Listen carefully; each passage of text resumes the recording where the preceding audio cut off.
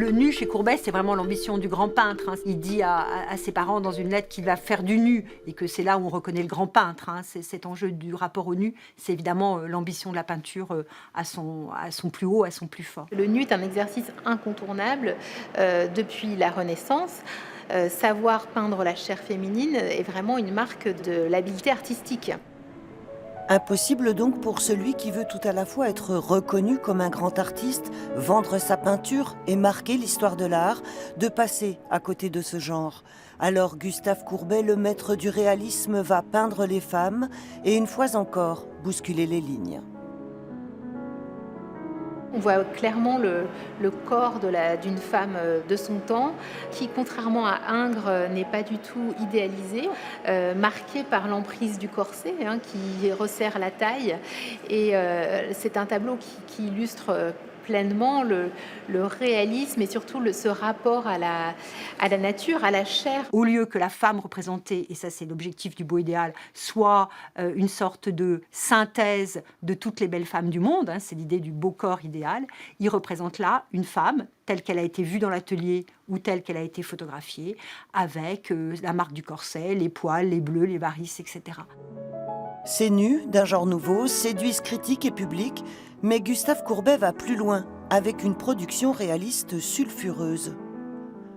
Commande ou cadeau au diplomate turco-égyptien Qualibet, grand amateur d'art, de jeux et de femmes, une toile restée dans la sphère privée du vivant du peintre, peu vue jusqu'à son arrivée à Orsay en 1995, une origine du monde qui bouleverse les codes et les regards.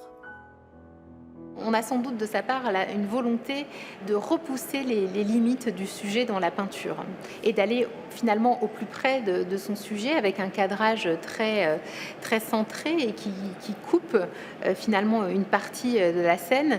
C'est quelque chose qu'il emploie dans Le Chêne de Flagey, mais aussi dans La Truite, et qui donne à voir vraiment au plus près la chair telle qu'il la représente. Je crois que ce qui pouvait permettre à Courbet d'exploiter au maximum son immense talent de peintre au service de la chair féminine, c'est lorsqu'il excitait un homme à travers ce tableau. Et donc, je crois que Courbet était au sommet de ses capacités quand un homme qui aimait les femmes charnellement, qui les aimait sexuellement, qui les aimait physiquement, quand un homme pouvait être parfaitement satisfait à travers sa peinture.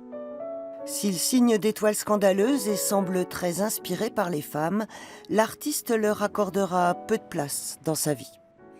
Courbet, c'est la peinture pour maîtresse, d'abord et avant tout. Et puis les amis, les bons copains, les potes, le cercle des camarades. On ne le voit jamais affiché au bras d'une femme, enfin, qu'on sache, et autant que l'historiographie nous permette d'y pénétrer, pourtant on a quand même beaucoup de documents, il n'y a pas de femme qui est présente dans sa vie. Je pense qu'il était beaucoup plus timide que ce qu'il le laissait entendre par rapport aux femmes.